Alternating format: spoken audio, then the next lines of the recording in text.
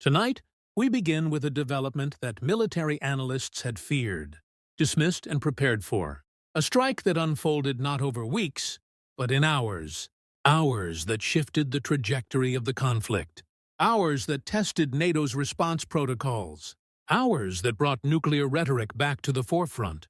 What Ukraine did today crossed a line that Moscow had hoped would hold. And when that line broke, the Kremlin did not hesitate. They responded with threats, mobilization, and escalation. For weeks now, there had been signals, not from official channels, not from diplomatic sources, just signals that Ukraine was preparing something unprecedented. Ukraine has been resilient, yes, but they have been calculated in their resilience. Their moves have followed a certain pattern, a rhythm, almost a predictability. But what set off alarm bells in Moscow this week was that the pattern went silent. Intelligence experts who monitor military movements know the indicators: the repositioning of air defense systems, the unusual communication blackouts, the movement of specialized units, the sudden diplomatic quiet. All of that went quiet.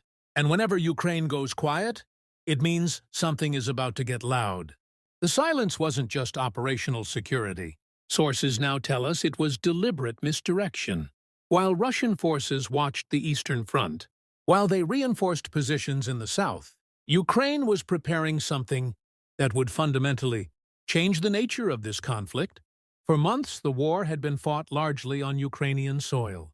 Russian cities had remained untouched, their populations insulated from the direct impacts of what Moscow still calls a special military operation. That changed today.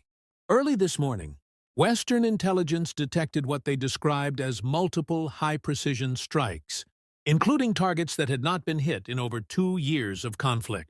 These are the kinds of operations that Ukraine only executes when they are signaling something very specific: capability, determination, or desperation. Military observers didn't know which category this fell into, or whether it fell into all three at once. But what they did know was that Ukraine was changing its strategic posture. And when a defending nation shifts strategy without explanation, even by small measures, Moscow pays attention. The strikes weren't random. Intelligence sources confirmed that Ukraine targeted a major logistics hub 300 kilometers inside Russian territory, an airfield housing strategic bombers, a command center coordinating operations in the eastern sector. This wasn't harassment. This wasn't symbolic. This was strategic degradation of Russia's ability to project power into Ukraine. What made these strikes particularly significant was their precision. Despite the distance, despite Russian air defenses, despite electronic warfare systems, the strikes found their targets. The warning issued by the Kremlin. Tonight was not normal. It was not routine. It was not symbolic. It was urgent. Russian officials, after an emergency Security Council meeting, described Ukraine's move as unprecedented, provocative, and perhaps most importantly, crossing established red lines. But deterrence only works if the target hesitates. Ukraine did not. In fact, their response today was among the most coordinated we've seen in this conflict. Here's what we know. Within hours of the initial strikes, Ukraine launched secondary operations.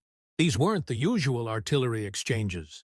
These were long-range precision strikes, systems that Ukraine only deploys when they are preparing to fundamentally alter the battlefield dynamics. The Kremlin's response was swift. President Putin appeared on state television, not in his usual measured tone, but with visible anger. He spoke of consequences that the regime in Kyiv has not yet imagined. Strategic, Russian strategic forces were placed on special combat duty, a designation that hasn't been used since the Cuban Missile Crisis.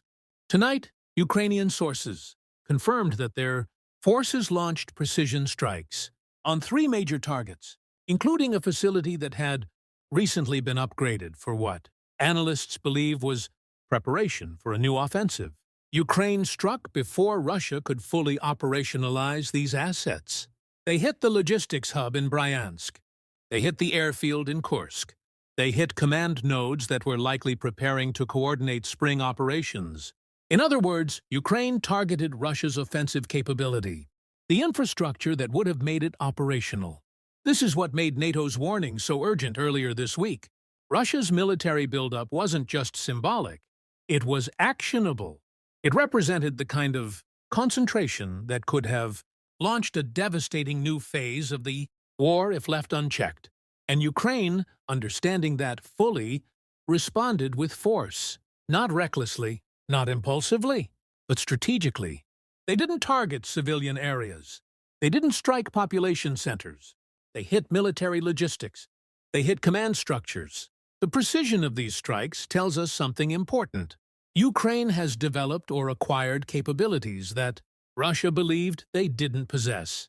The ability to strike deep, strike accurately, and strike despite one of the world's most sophisticated air defense networks. And here's where the story becomes even more complex.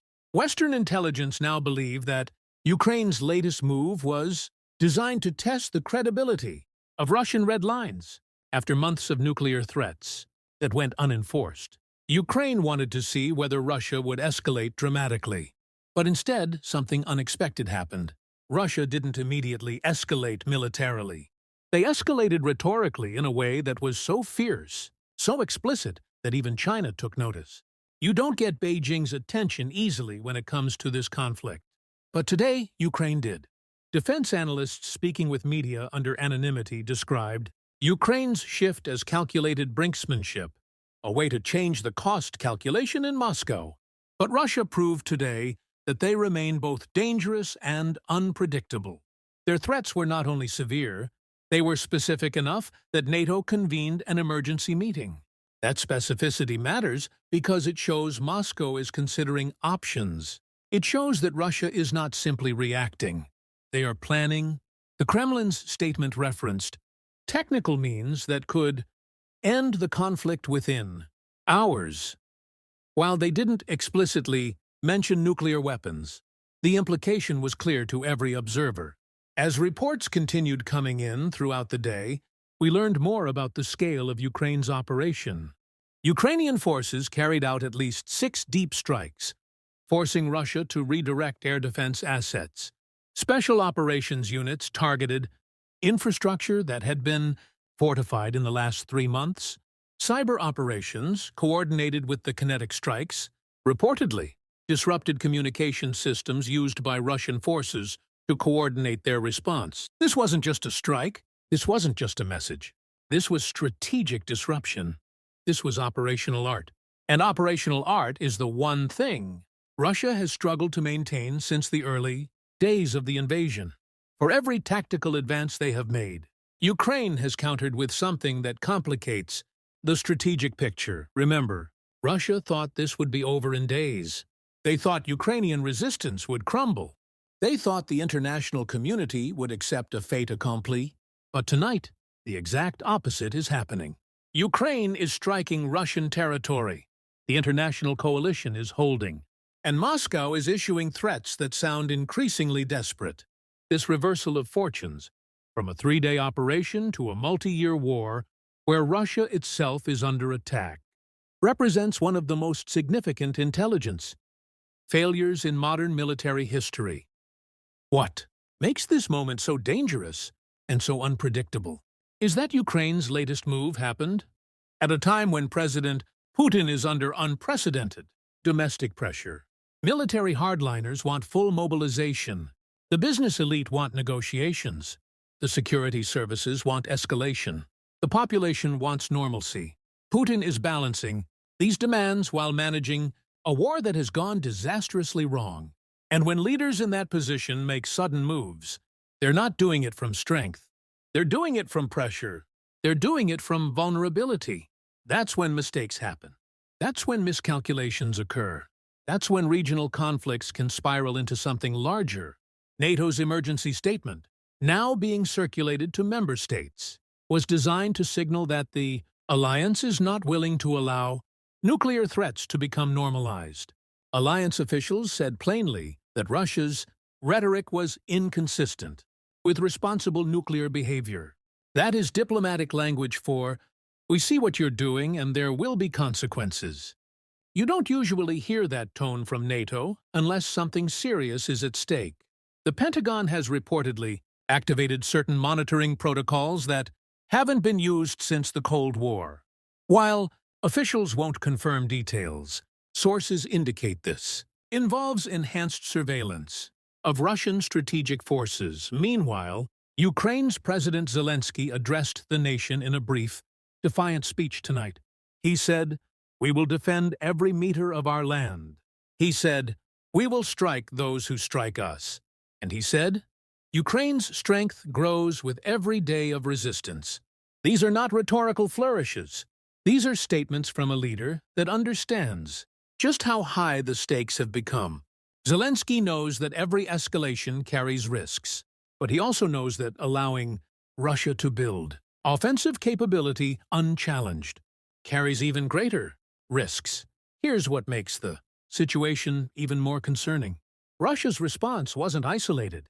Along with the nuclear rhetoric, Belarus also raised its alert status. Russian naval forces increased patrols in the Black Sea. Electronic warfare units increased jamming operations targeting GPS systems. All of this happened within the same 12-hour period. When Russia moves multiple pieces at once, it means something larger is underway. Western intelligence is particularly concerned about unusual movement of Iskander missile systems, dual-capable platforms that can carry either conventional or nuclear warheads. Military analysts are now considering several possibilities. One is that Russia is preparing a massive retaliatory strike. Another is that Russia is attempting to create enough fear to force negotiations. A third possibility, the one worrying officials the most, is that Russia is attempting to create ambiguity about their nuclear threshold to deter further Ukrainian operations. But today, Ukraine took that card off the table. They didn't back down. They didn't apologize. They didn't offer negotiations. They demonstrated capability and resolve. What we're watching now is a test of credibility. Russia wants to see if their threats still carry weight. Ukraine wants to show that they cannot be deterred. NATO wants to prevent nuclear escalation. And China wants to prevent a global economic crisis. Every actor is calculating. Every move is being watched. Every signal is being interpreted. Tonight, we've heard from sources who are now monitoring Russian strategic forces. They say unusual communication patterns have been detected. They say certain units have changed their readiness status. And they say Russia's decision to invoke nuclear rhetoric is likely part of a broader strategy intended to fracture Western support for Ukraine. But Ukraine is not backing down. In fact, Ukraine is accelerating their operations. Their response today, precise, strategic, and bold, sent a message to Moscow that the era of sanctuary is over. And it sent a message to the West that Ukraine can win if properly supported. As Todd did for the Peter died Fanarpan. The night goes on.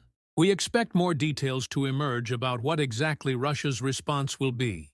But what we do know is that Ukraine's strikes were decisive. They disrupted Russian logistics. They demonstrated new capabilities. And they shifted the psychological dynamic of the war. What happens next will depend on what Moscow does in the next 48 hours. If they escalate militarily, this moment will be remembered as a dangerous turning point. If they limit themselves to rhetoric, Ukraine will have successfully called their bluff. They have shown they are ready to respond. And tonight, for the first time in months, the Kremlin appears to be uncertain. Moscow is quiet. Too quiet. And when the Kremlin is quiet, it means they are calculating. It means they are choosing their next move carefully. Because tonight, Russia learned something they have avoided accepting for 2 years. Ukraine can reach them, Ukraine can hurt them, and Ukraine will not stop. This story is far from over. But tonight, one thing is clear. The war has entered a new phase. The stakes have never been higher.